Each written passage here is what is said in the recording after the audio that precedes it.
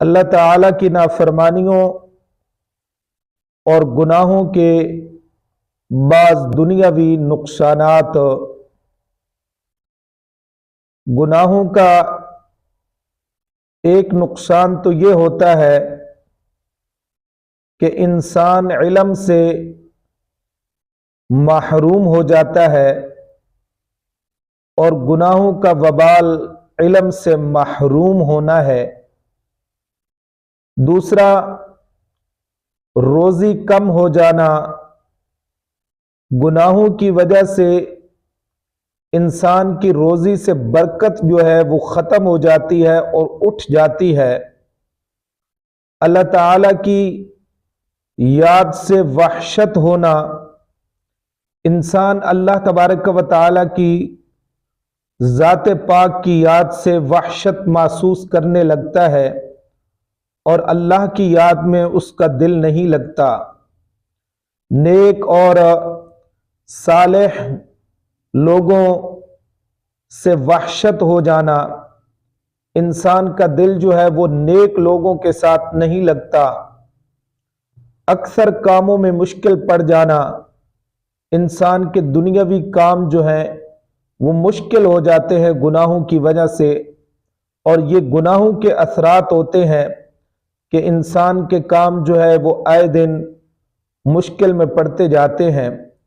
دل میں صفائی نہ رہنا۔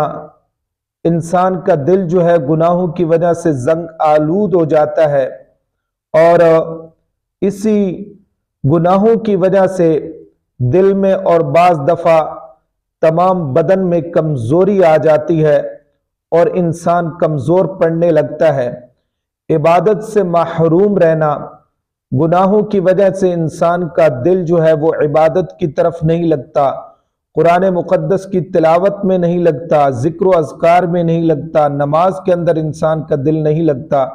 یہ گناہوں کا وبال ہوتا ہے۔ عمر گھٹ جانا۔ انسان کی عمر کے اندر جو ہے وہ برکت ختم ہو جاتی ہے۔ انسان کا وقت بہت تیزی کے ساتھ گزرتا ہے اور انسان کو محسوس بھی نہیں ہوتا۔ توبہ کی توفیق نہ ہونا۔ گناہوں کی وجہ سے انسان توبہ کی توفیق سے جو ہے وہ محروم ہو جاتا ہے۔ کچھ دنوں میں گناہ کی برائی کا دل سے نکلنا۔ انسان کے دل سے گناہ کی برائی جو ہے وہ ختم ہو جاتی ہے۔ گناہ انسان کو نہیں لگتا۔ اللہ کی نافرمانی جب انسان کرتا ہے اور گناہ کرتا ہے تو اس گناہ کی برائی جو ہے وہ انسان کے دل سے ختم ہو جاتی ہے بار بار گناہ کرنے کی وجہ سے۔ اللہ تعالیٰ کے نزدیک ذلیل ہونا۔ انسان جو ہے وہ اللہ تبارک و تعالیٰ کی ذات پاک کے نزدیک گناہوں کی وجہ سے ذلیل ہو جاتا ہے۔ دوسری مخلوق کو اس کے گناہ کی وجہ سے نقصان پہنچنا۔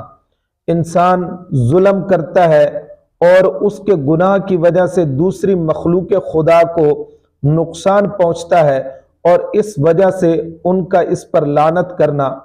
عقل میں فتور آ جانا۔ گناہوں کی وجہ سے انسان کی عقل میں فتور آ جاتا ہے۔ رسول اللہ صلی اللہ تعالی علیہ وسلم کی طرف سے اس پر لعنت ہونا۔ فرشتوں کی دعا سے محروم ہو جانا۔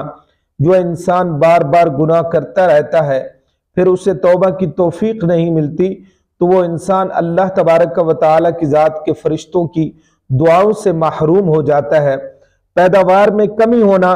انسان کی جو کھیتی باڑی ہوتی ہے، پیداوار ہوتی ہے، تو مختلف قسم کی پھل جو ہوتے ہیں ان میں کمی آ جاتی ہے، پیداوار میں کمی آ جاتی ہے، اور معاشی لحاظ سے انسان بہت زیادہ پریشان ہو جاتا ہے گناہوں کی وجہ سے۔ شرم اور غیرت کا جاتے رہنا۔ انسان کے دل سے گناہوں کی وجہ سے شرم اور غیرت جو ہے یہ بھی ختم ہو جاتی ہے۔ اللہ تعالیٰ کی بڑائی کا دل سے نکل جانا۔